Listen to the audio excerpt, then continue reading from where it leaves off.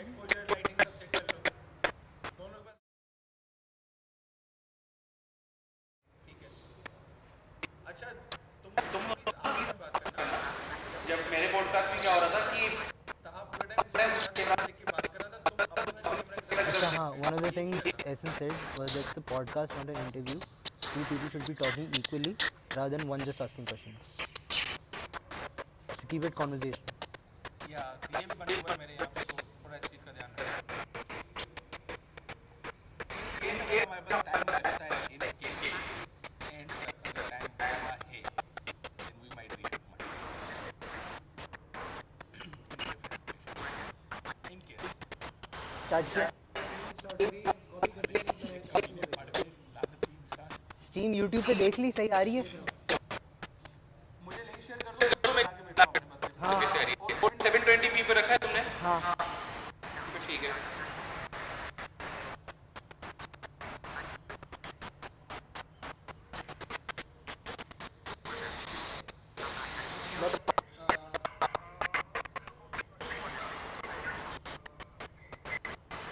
WhatsApp पे भेज दूँ. हाँ double zero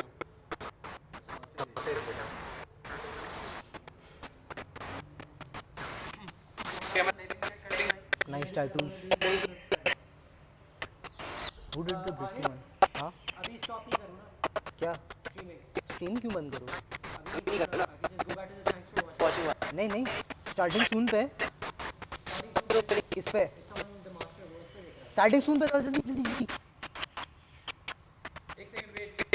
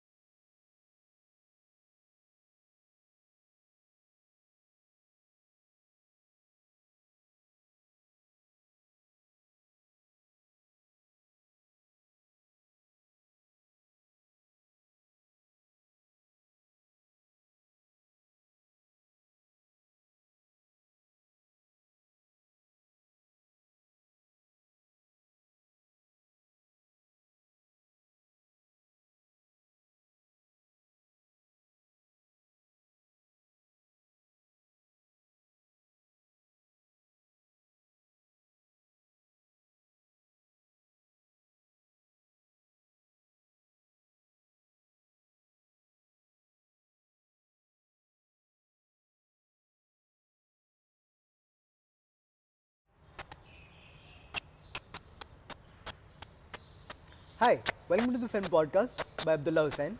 I'm Aahil, and today we have our guest Brittany Pereira. Hello. Brittany recently shot a film titled Mehram. It was a short film that was uploaded for YouTube and gained massive following. A lot of people, including me, loved that film. So initially, we'll start off this podcast by asking her to talk a bit about how she got her inspiration about the movie. So, how do you get it? So Mehram was an assignment at the end of the day, right? And I was shooting it for Essen Ali's course, which was production fundamentals, right? So I kind of procrastinated on the script for it, and last minute pe I remember it was you, me, and Abdullah all Yeah. sitting in the color grading room, and I didn't really have a script. I just had an idea कि ये scene मुझे shoot करना है, and the idea from that stemmed from this feeling that, you know, if I'm shooting something, might as well shoot something that I care about. And Taha, my boyfriend. He was leaving, Yeah. so I was kind of dealing with the feelings of having someone that I really, really adored and loved, and I still do. I don't know why I was talking about it in past tense, but I was trying to like dealing with the feelings. I was Yeah. like, okay, might as well try to channel that into something that I could possibly, you know, theoretically be a love letter to this person. Makes sense. Here's me trying to understand Yeah. what it's like for you. Yeah, definitely And for makes me. sense. So I also heard about the fact that before this film was critically made around one single scene that you had in your mind, that this is a scene that you want to put in the film, and the rest of the narrative was created around that film. So I wanted to ask that I heard about a sort of a production workshop that you did before shooting, like before entering in the setup of the entire film. So if you could tell us something about that. Yeah, so the production workshop was another assignment, and I kind of spoke to Essen about it. And I said, look, I have this scene in mind. I think we can shoot it. I kind of want this to be like a test trial for the main scene that I planned. Like, it's going to be the pinnacle of the film that I want it to be. Okay. And he's like, yeah, sure, go ahead. So ironically, the person I wrote this film about was acting in it as himself.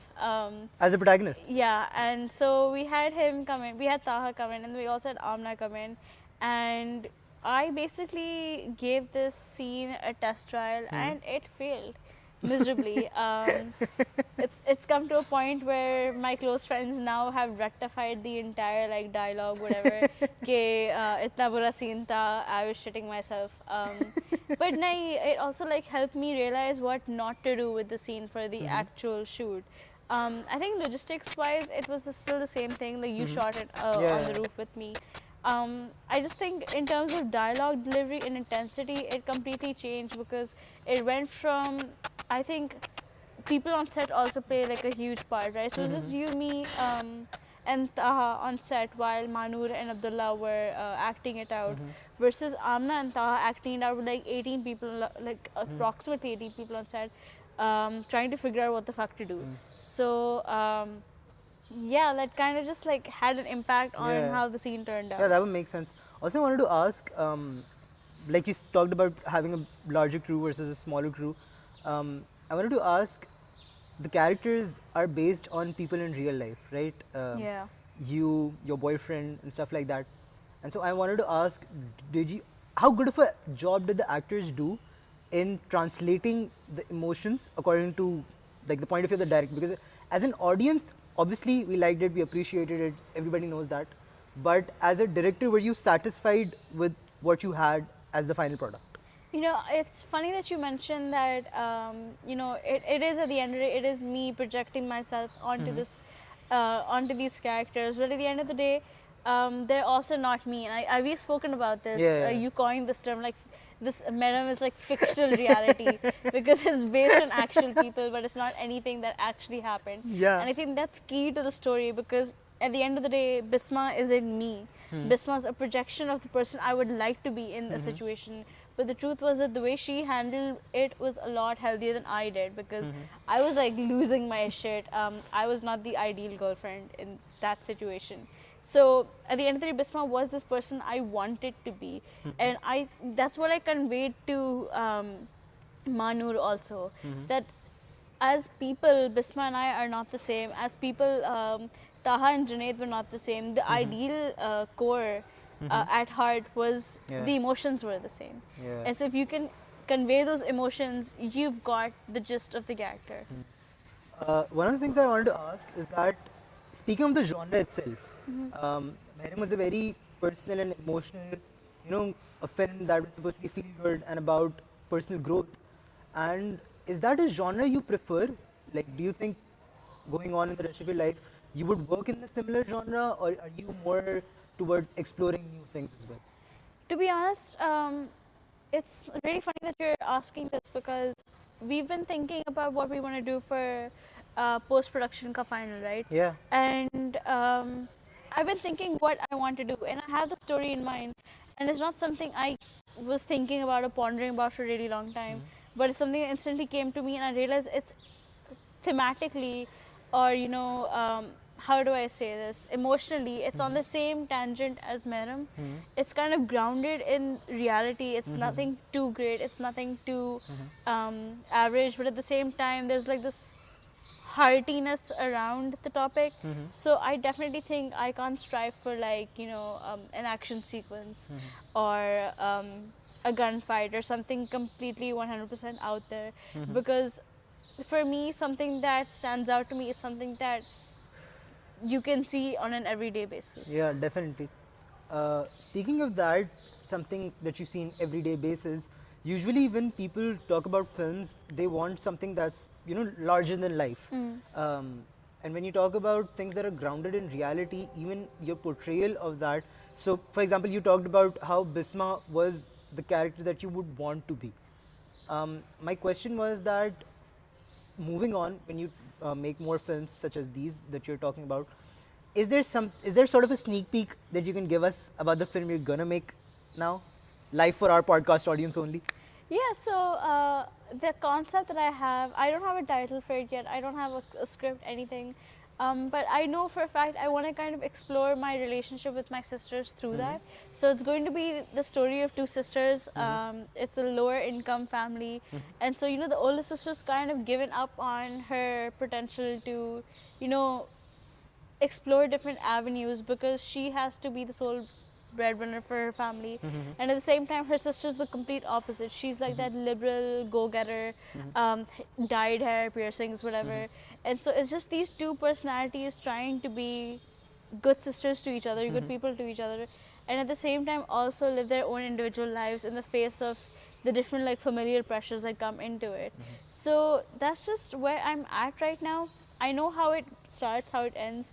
Don't really want to give anything away until I've actually shot it, because like things on set things on set change so fucking fast. Okay, you have an idea and sometimes you can't really just go for it. Are you done? I am done. Yeah.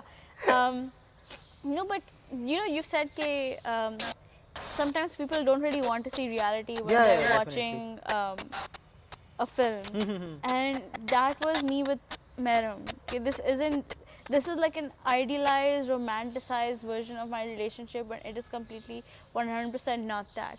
I just wanted to kind of live in that fantasy that maybe I am this person who can let go that easily. Maybe my partner is that person who does care for me, and he does. But I was like, romanticization, right? Yeah. But yeah. So speaking of that, another thing that I wanted to know is that, so you talked about projections and you talked about how it's somewhere in between the emotions are that of what you feel right now, but the idealized character is something that you would strive to be like. While that is all perfectly fine, and obviously like you said, we worked on sheds for a long time, but one of the most important things for me is that, I've spoken about this with a lot of my peers as well, that your films and your direction and your cinematography has the capability to talk and to encapsulate and capture the idea of family dynamics and of personal relationships and everything. And so, do you think that this in any way limits your own creative space? That's Like, a really, she's never really thought about this. You can see. that's I have thought about this because Oh, really? with Meram and with the short film that I do want to shoot, I've been wondering why. Sorry, I've been wondering why I've been leaning towards these topics when I can. You shot conversation, and Abdullah shot 77, 786. 77. So those two films for me are ideas Okay. that are conveyed, like ideas that are outside the box, right? Okay. Why do I restrict myself to the box? And I think it's where I'm most comfortable right now. And I kind of haven't really pushed beyond it. But I'm kind of trying to step out of it a little by little, and it's also helping me, as Essen would say, fight my demons. So there's that too. Okay. Well, as I'm sure you guys enjoyed this conversation as much as I did. Speaking of that, the podcast has come to an end.